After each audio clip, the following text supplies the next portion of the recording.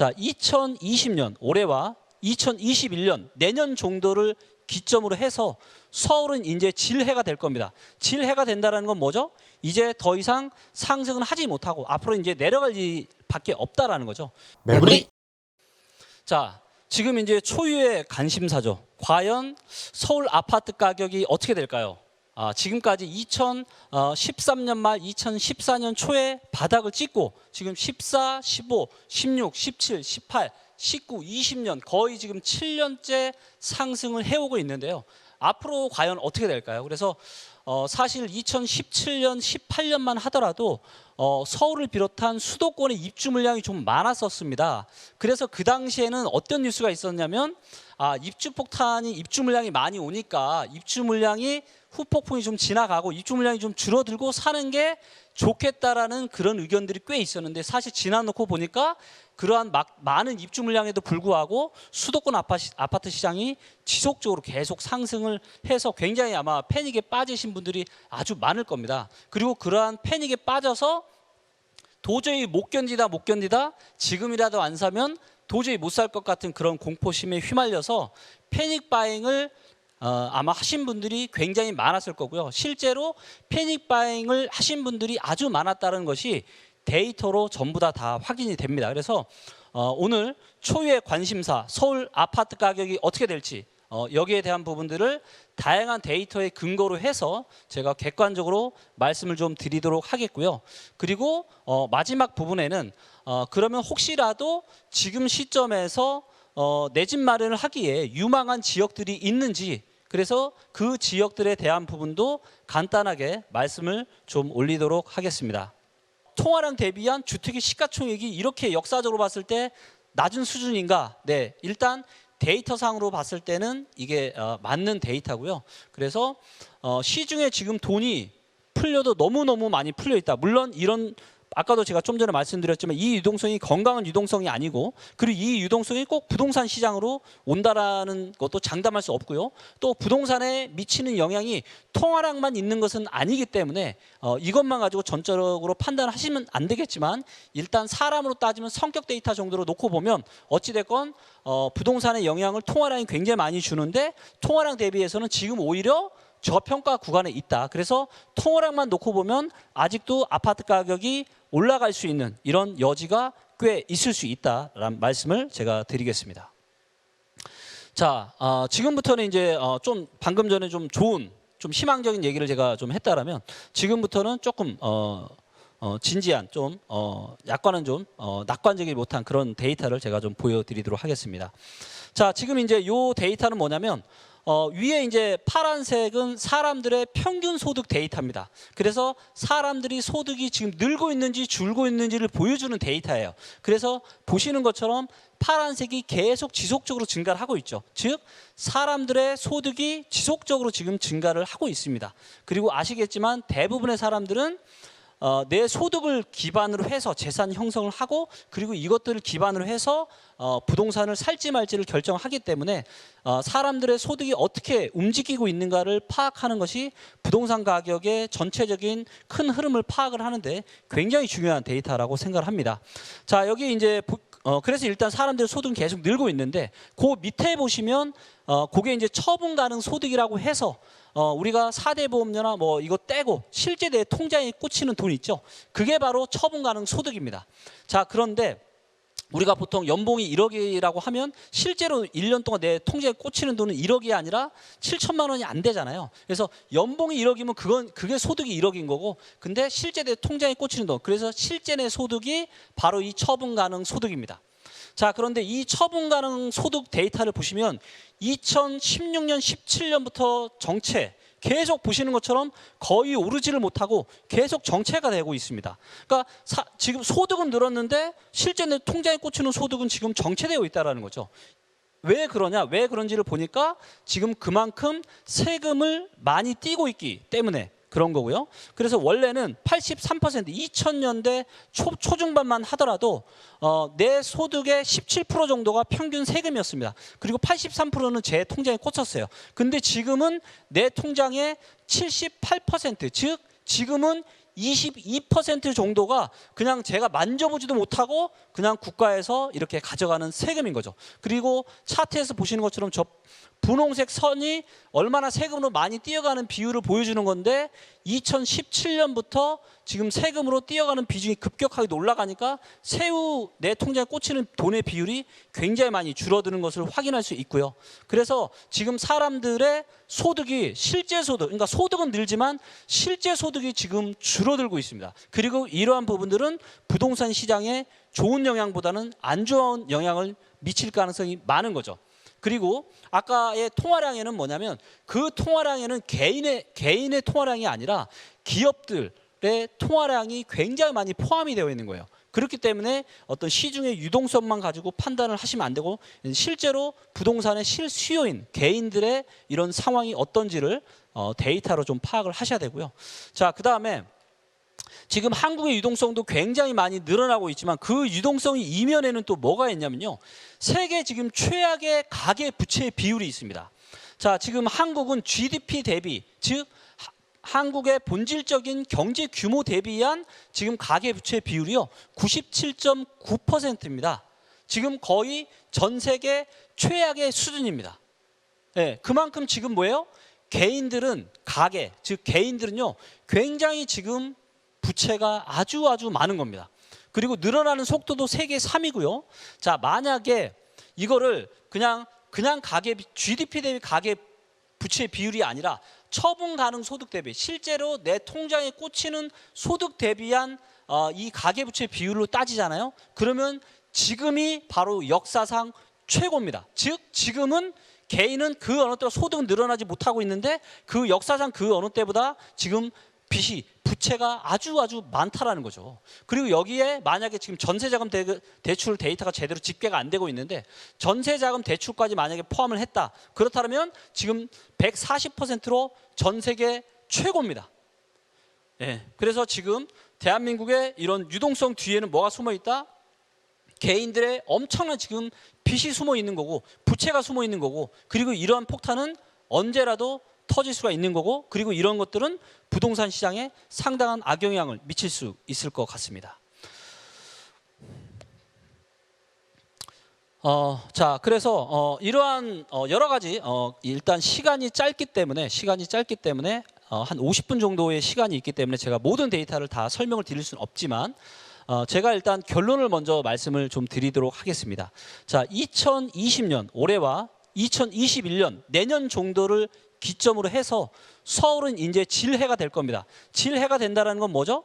이제 더 이상 상승은 하지 못하고 앞으로 이제 내려갈 일밖에 없다라는 거죠. 그리고 일부 지방은 뜰 해가 될 가능성이 상당히 많습니다. 물론 저는 제가 부동산에 대한 제가 엄청난 전문가도 아니고 저보다 부동산 훨씬 더 오랜 기간 알아오시고 경험해 보신 전문가분도 많이 들어보시고요. 하지만 다양한 데이터를 근거로 했을 때 저는 제가 이런 결론을 오늘 말씀드릴 수가 있을 것 같습니다. 일단 서울은요. 지금 역사상 최고로 지금 고평가되어 있고요. 그리고 무엇보다 정부의 규제 의지가 너무 확실합니다. 너무 확실해요. 그리고 이제는 예를 들어 강남에 그냥 아파트 한 채만 가지고 30평대 아파트 하나만 가지고 있어도 보유세가 이제는 1,000만 원, 최소 1,000만 원 정도 됩니다. 그렇다는 얘기는 내 집인데 지금 나라에 월세 한 80만 원 내고 내가 사는 이런 꼴이거든요. 그리고 만약에 두 채 있다. 강남 쪽에 두 채 있다. 그러면 세금이 최소한 1억에서 1억 5천 이상 올라갑니다. 그렇기 때문에 이제는 어떤 이런 고가 아파트 시장에 대한 투자 수요는 거의 여러분들 이제는 찾아보기 힘들다라고 보시면 되고요. 그래서 지금은 서울은 거의 끝물이다라는 말씀 제가 드릴 수 있을 것 같고요. 하지만 일부 지방 그러니까 서울과 수도권과 일부 광역시가 굉장히 많이 상승을 하는 기간 동안 사실 일부 지방은 그동안 별로 좋지 않았습니다. 그러면서 굉장히 저평가되어 있고 아파트 가격 상승을 방해할 만한 요인이 굉장히 줄어들고 있어요. 그래서 그래서 일부 지방들은 굉장히 많이 올라갈 거고요. 이러한 흐름은 언제랑 똑같냐? 2007년 중순과 말 정도와 너무너무 지금 상황이 흡사합니다. 그때도 여러분들 서울의 강남은요. 강남, 서초, 송파는 언제 고점을 쳤냐? 2007년 초반에 고점을 쳤어요. 그리고 2007년에 고점 찍고 돈이 더 이상 비싼 아파트를 못 가니까 중저가 아파트로 사람들의 수요가 몰리는 거죠. 그런 현상이 지금 딱 벌어지고 올해 초부터 그런 현상이 지금 벌어지고 있거든요. 예, 그래서 2007년과 너무너무 유사하다라는 말씀을 제가 드리고요. 반대로 하지만 지방은 그러니까 서울은 2008년 3, 4월에 고점 찍고 그러니까 금리위기 서프라임 터지면서 내려갔다가 2009년에 다시 반등을 했다가 2010년서부터 본격적인 대세 하락 10, 11, 12, 13, 4년 동안 대세 하락을 했었는데요. 서울과 주요 경기도권이 대세 하락을 하는 동안 경기도에서 좀 멀어진 평택이나 지방시장은요 굉장히 많이 올랐습니다. 예. 그래서 많은 분들이 서울이 내리면은 대한민국의 모든 아파트 시장이 안 좋은 걸로 알고 계시는데요. 절대로 그렇지 않습니다. 예. 서울이 안 좋을 때는 또 지방이 또 좋은 데는 올라가고요. 그리고 그러한 부분은 지금도 마찬가지입니다. 그래서 지금 이제 눈여겨 보시면 특히 이제 실수요자분들이 내 집 마련하기 너무 좋은 지역이라고 데이터로 봤을 때 확인되는 지역이 어디냐면 거기는 경남, 경북, 그리고 충남, 충북, 전북, 그리고 강원도, 그리고 경기도의 일부 지역. 요 정도는 실수요자분들은 굉장히 앞으로 1년 정도가 한 1년에서 1년 반 정도가 최고의 아마 매수 구간이 되지 않을까 판단되고요. 자세한 말씀은 또 이어서 드리도록 하겠습니다. 자, 지금 이제 언론이나 많은 또 부동산 관련 되시는 분들이 이야기하시는 게 뭐냐면 서울에 아파트가 없다. 입주 물량이 없기 때문에 앞으로 서울 아파트는 앞으로 몇 년간은 더 상승할 거다. 이런 말씀을 하고 계시는데요.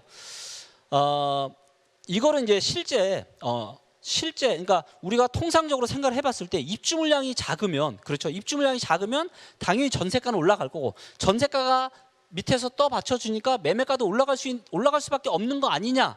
그래서 이런 원리를 생각을 해보면 언뜻 그럴 듯합니다. 예. 그리고 대다수의 구간에서 맞아요. 하지만 이게 안 맞을 때가 있어요. 자, 그럴 때가 언제냐면 자, 예를 들면 이 데이터는 지금 서울의 지금 입주 물량 연도별로 입주 물량 데이터를 정리를 해 놓은 건데요. 자, 서울의 아파트 시장이 대세 하락 구간이었던 2010년, 11년, 12년, 13년을 제가 이 분홍색 박스로 지금 표시를 해 놨는데요. 자, 보시면 어떻죠? 입주 물량이 많았나요? 적었나요? 딱 봐도 다른 때보다 굉장히 입주 물량이 작았었죠. 자, 입주 물량이 작았는데도 불구하고 서울 아파트 시장은 대세 하락을 했습니다. 왜일까요? 이유는 딱 하나입니다. 가장 근본적인 이유는 딱 하나예요. 그 이유는 뭐냐? 너무나도 고평가되어서 더 이상 비싸게 주고 살 사람들이 없기 때문에 그렇습니다. 자, 여러분, 모든 투자는요, 내가 산 그게 주식이 됐건 아파트가 됐건 어떤 자산이건 내가 산 가격보다 더 비싸게 사줄 수 있는 사람들이 있어야 올라갑니다. 예. 즉 그런데 서울의 아파트 시장은 2007년, 2008년에 고점 찍고 2009년에 쌍봉 찍고 그 이후서부터는 더 이상 비싸게 사줄 수 있는 사람이 없었던 거죠. 그랬기 때문에 입주 물량이 작았음에도 불구하고 아파트 가격은 대세에 하락을 했고 미분양도 쌓였던 겁니다. 자, 그러면 향후의 아파트의 지금 입주 물량 한번 보시죠. 자, 데이터로 보니까 2021년 내년과 내후년은 입주 물량이 확실히 작습니다. 하지만 2023년, 24년에는요 입주 물량이 그렇게 생각보다 작지 않습니다. 자, 그래서 서울에 새 집이 없기 때문에 입주 물량이 앞으로 별로 없기 때문에 앞으로 4, 5년간도 더 올라갈 수 있다. 이런 논리를 혹시라도 강하게 믿고 계신 분들은 한번 이 데이터를 보면서 서울의 입주 물량이 많지 않아도 작아도 내렸던 때도 있었구나. 그리고 어쩌면 이번에도 그럴 수도 혹시라도 있지 않을까라는 퀘스천 마크를 한번 던져보시면 좋을 것 같고요. 자, 그리고 서울은 서울만 보시면 안 됩니다. 지금은 서울, 경기도, 인천이 교통망으로 지금 다 묶여 있어요. 그렇기 때문에 서울의 입주 물량만 보셔도 안 되고 경기도와 인천의 전체적인 수도권 입주 물량을 같이 보셔야 되는 거죠. 자, 그래서 이 데이터는 수도권 전체의 입주 물량 데이터를 취합을 한 거고요. 그래서 과거에 수도권 대세 하락 구간이었던 10년, 11년, 12년, 13년의 입주 물량이 확실히 작았습니다. 그럼에도 불구하고 대세 하락을 했었고요. 자, 그런데 앞으로 3년 어때요? 앞으로의 3년이 2010년, 11년, 12년 이때 3년보다 입주 물량이 작지 않아요. 오히려 더 많습니다, 여러분들. 이제 보이시죠? 예, 특히나 2023년에는 입주 물량이 상당히 많이 늘어날 가능성이 많습니다. 네. 그렇기 때문에 절대로 수도권의 아파트가 지금 부족하지 않다. 역사적으로 봤을 때 막 진짜 너무나도 심각할 정도로 부족한 정도는 절대 아니다. 그리고 이 정도로는 서울의 대세 하락 구간이 얼마든지 또다시 올 수도 있다라는 말씀을 제가 좀 드리고 싶고요. 그래서 입주 물량이 작으니까 무조건 올라가겠구나 이렇게 생각은 절대 안 하셨으면 좋겠습니다. 자, 그러면 이제 가장 중요한 포인트가 뭐냐면 지금 얼마나 지금 저평가인지 고평가인지를 아는 게 매우 중요한데요. 이 부분을 이제 데이터로 파악을 하기 위해서 저희 이제 리치고 팀에서는 굉장히 이제 다양한 저평가 인덱스들을 연구하고 개발을 했고요. 그리고 어떤 특정 아파트 시장의 고점과 저점을 알아맞추는데 굉장히 유효한 저평가 인덱스 3가지를 개발을 했습니다. 자, 이 중에 하나가 이제 이 전세 대비한 저평가 인덱스라고 해서 실제 사용 가치인 전세 대비해서 매매가가 얼마나 고평가인지 저평가인지를 보여주는 데이터입니다. 자, 그래서 이 데이터를 가지고 먼저 2007년 7월 달로 한번 가보겠습니다. 자, 2007년 7월 달로 가니까 자, 보니까 어때요? 어디가 꼴등이죠? 경기도와 서울이 꼴등입니다. 마이너스 25%, 마이너스 31%. 즉 2007년 7월 달에 서울의 경기도의 아파트 매매가는 본질 가치인 전세 대비해서 25에서 30% 이상 매매가의 거품이 있었다는 이야기입니다. 그리고 반대로 순위가 높은 지역들, 즉 전남, 전북, 광주, 제주, 강원도, 경북 여기는 전부 다 플러스잖아요. 즉 본질적인 가치인 전세 대비해서 매매가가 저평가되어 있었던 거죠. 그래서 이제 부동산에 대한 이런 흐름을 좀 아시는 분들은 아시겠지만 실제로 금융위기 지나고 나서 전남, 전북, 광주, 제주, 강원, 경북, 충남 이런 데들은 굉장히 많이 올랐습니다. 그런데 고평가 지역이었던 서울과 경기도는 그 이후에 상당한 오랜 고통을 겪었었고요. 최근에는 패닉 바잉이 열풍을 불고 있지만 2012년, 13년 초반만 하더라도 여러분들 하우스4 얘기가 어마무시하게 많이 나왔습니다. 그리고 어떤 이 공부를 좀 오랜 기간 해보신 분들은 아시겠지만 대중들의 이 공포와 탐욕의 욕사는 계속 반복이 됩니다. 그래서 지금은 탐욕의 거의 끝자락에 있지만 이게 몇 년이 지나면 공포가 굉장히 심각해질 수도 있는 가능성도 있다는 것을 여러분들 반드시 좀 염두에 두셨으면 좋겠고요. 자, 그런데 이 저평가 인덱스가 2014년에는 어떻게 바뀌었죠? 2014년 1월 달, 즉 수도권 아파트 시장이 가장 저평가되고 저때 샀으면 진짜 최고의 절호의 기회였어. 근데 저때는 누가 1, 2등이에요? 저때는 경기도, 서울, 그리고 인천, 즉 수도권이 나란히 1, 2, 3등을 하고 있습니다. 그러면 어디를 사야 되는 거죠? 14년 1월 달은 수도권을 샀어야죠. 자, 여러분들 부동산은요 내 인생에서 가장 비싼 구매 의사 결정입니다. 그렇기 때문에 어떻게 의사 결정을 하셔야 되냐?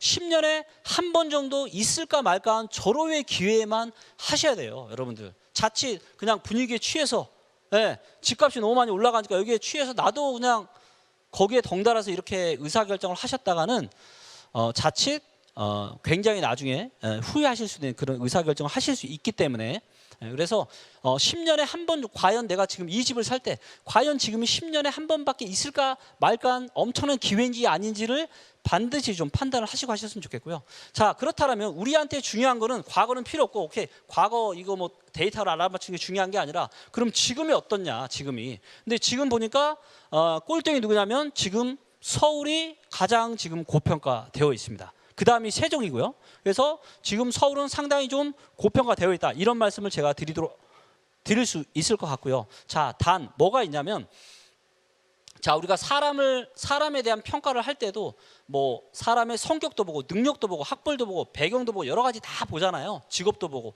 그래서 이렇게 그 사람에 대한 다양한 데이터를 가지고 의사결정을 하는 것처럼 부동산도 한 가지 데이터만 가지고 의사결정을 하면 안 되고요. 다양한 데이터를 근거로 종합적인 의사결정을 해야 됩니다.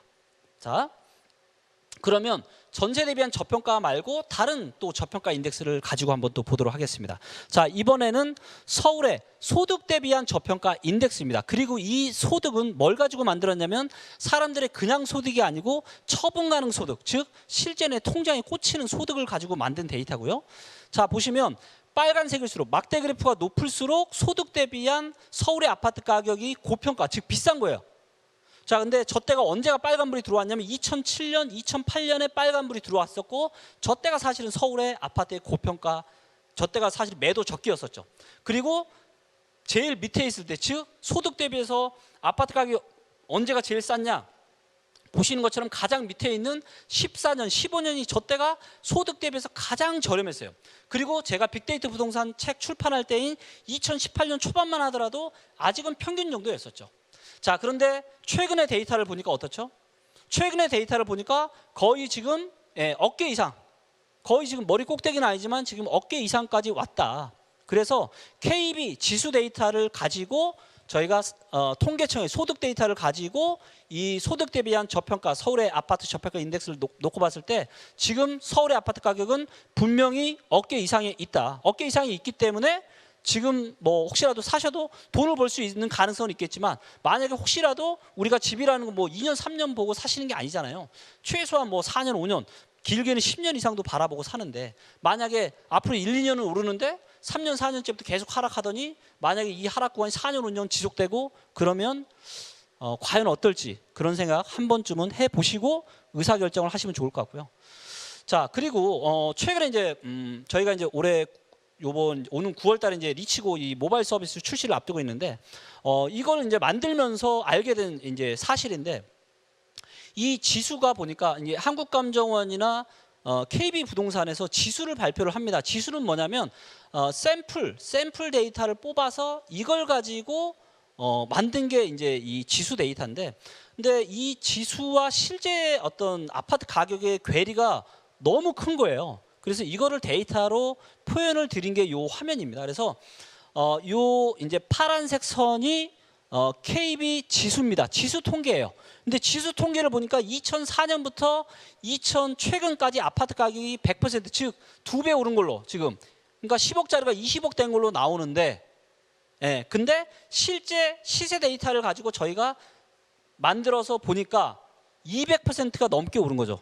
그러니까 만약에 10억짜리였다 그러면 지금 30억이 넘게 된 겁니다. 그리고 실제 가격을 반영한 시세 데이터가 맞는 거죠. 자, 이렇게 보게 되면, 그러니까 단기적으로 봤을 때는 지수와 시세 차이가 그렇게 크지 않은데 10년 이상의 아주 오랜 기간을 놓고 보게 되면 지수와 시세 차이가 너무 크다라는 거예요. 그래서 실제로는 훨씬 더 고평가되었다라는 그런 의미이고요. 자, 그래서 이걸 가지고 실제 시세로 만들어 보니까 이게 바로 실제 시세로 만든 소득 대비한 지금 서울의 아파트 가격 저평가 인덱스입니다. 자, 이걸 보니까 아까는 2007년 8년과 비슷했는데 지금 어때요?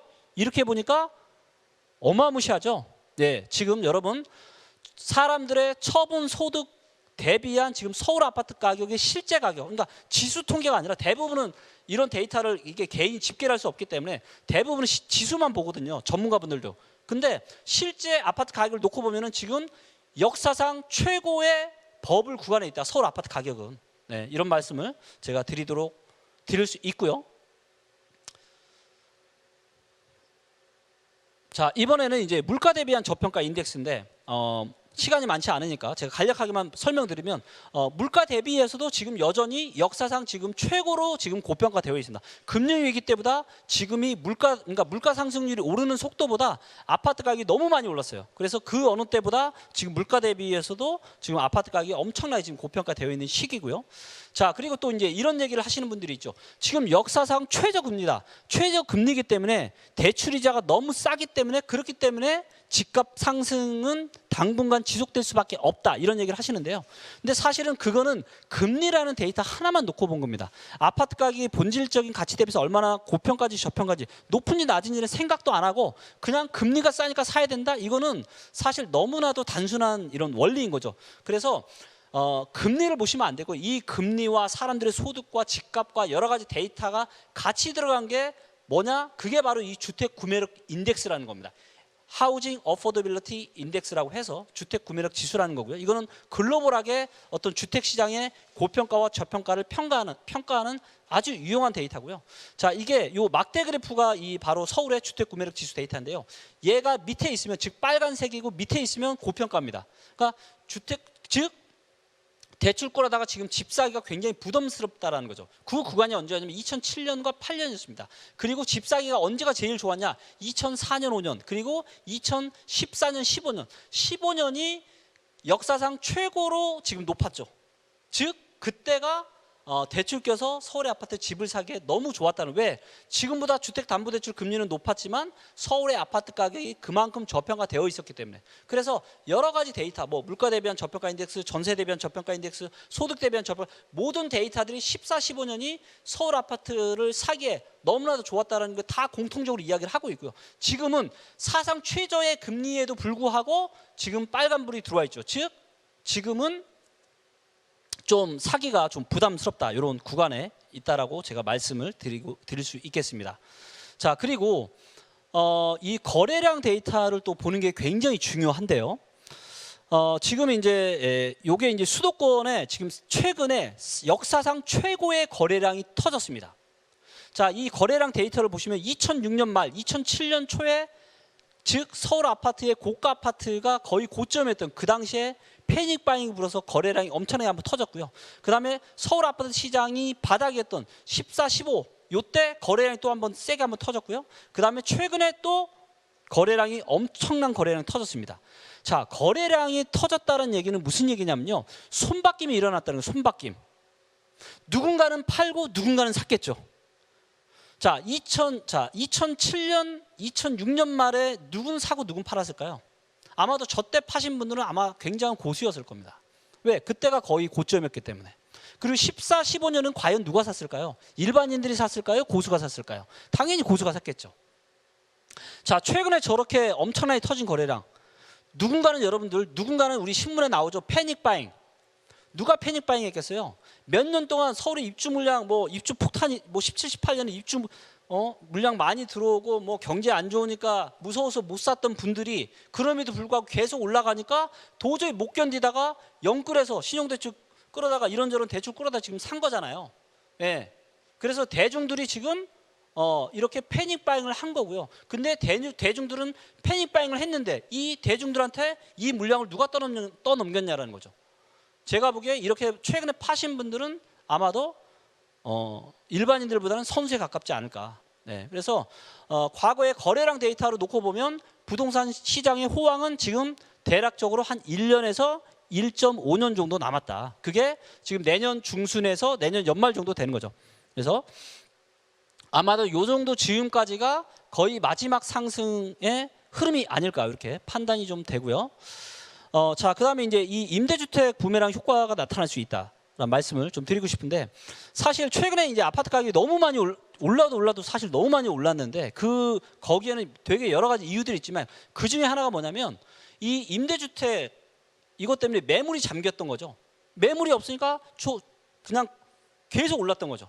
자, 그런데 이 임대주택 이 혜택이 이게 이제 한 8년 정도 되는데 15년부터 이제 이 임대주택이 많이 늘어나기 시작했는데 15년에다가 8년을 더하면 23년이에요. 그러면 2023년서부터는 여러 가지 세금 혜택이나 이런 것들을 보신 분들이 시장에 물건을 이렇게 내놓을 가능성이 아주 많아진다는 거예요. 그래서 2023년부터 2026년까지는 시장에 생각보다 매도 물량이 굉장히 많아질 수 있다. 그리고 혹시라도 이런 시기에 하락기가 왔는데 만약에 시장에 매도 물량만 많아진다. 그러면 생각보다 깊고 또 오랜 하락 기간이 올 수도 있을 것 같습니다. 그래서 전반적으로 서울의 데이터를 한번 정리를 해보겠습니다. 통화량 대비해서는 분명히 지금 저평가에 가깝고 시중에 풀린 통화량이 너무너무 많습니다. 하지만 이 시중의 통화량이 실제 아파트나 주택의 실제 수요자인 개인들의 소득하고 상관이 있는 거냐를 봤을 때 지금 개인들의 실제 소득은 여러분 늘지 않고 있어요. 안 늘고 멈췄고요. 가계부채는 지금 최악의 수준이고요. 입주 물량도 수도권 전체적으로 봤을 때는 절대로 부족하지 않습니다. 그리고 전세 대비해서는 지금 고평가 구간, 소득 대비해서 사상 최고로 지금 고평가, 물가 대비해서도 사상 최대 고평가, 주택 구매력 지수도 고평가. 그 다음에 수도권 거래량이 최근에 터지면서 2006년 말과 비슷한 패닉 바잉 거래량이 터졌다라는 거죠. 예. 그리고 대중들의 심리, 예. 제가 말씀드렸잖아요. 내가 산 가격보다 더 비싸게 사주시는 사람이 많아야 돼요. 패닉 바잉이 있었다는 얘기는 뭐예요? 살 만한 사람들이 이제 다 샀다라는 거예요. 더 이상 살 사람들이 없다라는 거죠. 더 비싼 사람 누가 사줄 수 있겠어요? 그리고 더군다나 정부가 이렇게 강력하게 규제를 하고 있는데 뭐 취득세, 보유세, 세금이 여러분들 정말 무시무시합니다. 그리고 내년서부터는 정말 보유세가 굉장히 강해질 가능성이 아주 많고요. 자, 그래서 서울의 아파트의 미래 가격을 한번 예상을 좀 해보도록 하겠습니다. 자, 이제 2003년에 아파트가 계속 올라가니까 2003년에 정부가 12구 대책을 처음 꺼냈습니다. 이게 마치 최근에 2017년에 파리 대책하고 똑같았던 거예요. 거의 유사했습니다. 그리고 2007년 1월 달에 고가 아파트가 고점을 찍었고요. 그리고 그로부터 한 1년 반 정도 후에 서울의 전체 아파트가 고점을 찍었습니다. 자, 그리고 그때도 정부 규제는 그러니까 정부가 규제를 한다고 해서 바로 먹히는 게 아니라요. 정부가 규제를 하고 나서 최소한 한 3년 반에서 4년 정도는 지나야 그게 시장에 효력이 발휘가 되는 겁니다. 그리고 그러면서 계속 정부가 규제를 계속 올라가면서 전세 대비 소득 대비 물가 대비 주택 구매력 지수가 다 고평가 되는 거고. 그랬으니까 입주 물량도 작고 그리고 뭐예요? 여러분들 2010년 11, 12, 13 서울의 아파트 대세 하락 구간에도 전세가는 올랐습니다. 전세가 올랐는데 매매가는 하락했던 겁니다. 자, 앞으로 만약에 서울의 아파트가 대세 하락 구간이 온다라고 할지라도 전세가는 올라갈 가능성이 많아요, 여러분들. 자, 그래서 이렇게 해서 쌍봉 찍고 내려왔던 것처럼 향후의 아파트 가격의 시나리오를 저는 이렇게 보고 있습니다. 자, 이제 최상의 시나리오, 그러니까 상승이 더 이어질 수 있다. 그렇다면 아마 2022년 어느 지금까지도 올라갈 수 있다. 계속해서 지속적으로. 그리고 그렇게 산이 높은 만큼 골이 깊겠죠. 그래서 엄청나게 많이 내려갈 거고요. 그리고 만약에 2007년, 8년과 비슷하게 간다라면 한번 올라갔다가 뭐 한 내년 중순이나 말쯤부터 꺾였다가 다시 한번 반등 찍고 쌍봉 찍고 내려가는 이런 그림 정도가 아마 나타날 것 같고요. 그리고 그래서 아무리 늦어도 2023년서부터는 서울 및 주요 수도권 그리고 일부 광역시들은 엄청난 대세 하락 구간이 시작될 가능성이 굉장히 많고요. 세금은 많아지고 일자리는 앞으로 계속 줄어들 거고 세후 소득도 갈수록 줄어들 거고 이미 작년 말부터 인구도 줄어들기 시작했습니다, 여러분들. 그리고 2023년서부터는 시중에 준공공 8년기가 만기가 끝나기 때문에 시장이 매도 물량으로 많이 나올 수 있고요. 그리고 이제는 정부가 뒤늦게 지금 공급마저 엄청 지금 늘리려고 지금 하고 있잖아요. 그렇기 때문에 이러한 공급이 집중되는 시기가 2025년부터 시작해서 26년, 27년, 28년 정도까지 공급 물량이 엄청나게 집중이 될 거예요. 그래서 안 그래도 하락 구간에 지금 있어서 하락을 하고 있는데 거기에 입주 물량까지 이렇게 엄청나게 만약에 늘어난다라면 수도권의 시장은 생각보다 다음에 올 하락장은 굉장히 크고 깊을 수 있다. 그래서 제가 다음에 서울의 적정한 매수 구간은 2027년에서 28년 정도로 보고는 있지만 이거는 바뀌는 데이터들을 좀 보면서 상황 판단을 해야 될 것 같고요. 어쩌면 좀 더 늦어질 수도 있습니다.